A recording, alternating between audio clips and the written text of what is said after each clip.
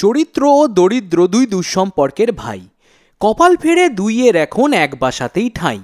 চরিত্র কয়, দরিদ্র তুই ঘরের খবর দেখ, আমি বরং বাইরে দেখি, রোজগারও তো করবো নাকি, পয়সা ছাড়া মনসামারও দুহাত গোয়িং ব্যাক।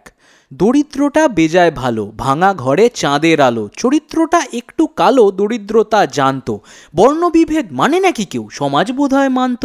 চরিত্র যায় ডিগ্রি নিয়ে কাজের ফেরির কাছে। দাদা আমি সাদা হব, সুযোগ কি তার আছে? ফেরি বলে, সাদায় কি কাজ, সাদা কালো এটাই তো সাজ, কালোয় তোমার হয় যদি লাজ, দরজা খোলা আছে। চরিত্র কয় দ্বিধায় ঘিরে, তাহলে যে বর্ণবিভেদ, আরে তাই তো তুমি চাকরি পেলে। থামিয়ে বলে ফেরি, তুমি যদি সাদা হতে সমস্যা হতো ভারী। চরিত্র হয়ে বেজায় খুশি, মিষ্টি মুখে ফেরে। দরিদ্রটা আত্মহারা, আনন্দটা ডিগ্রি ছাড়া দ্বিগুণ প্রচার করে। চরিত্র এখন রোজ কাজে যায়, হাতে মুখে কালি লাগায়, উন্নতি তার শিরায় শিরায় ছড়িয়ে আছে স্পষ্ট। দরিদ্রটা মূর্খ বেজায়, স্টেটাস হতো নষ্ট।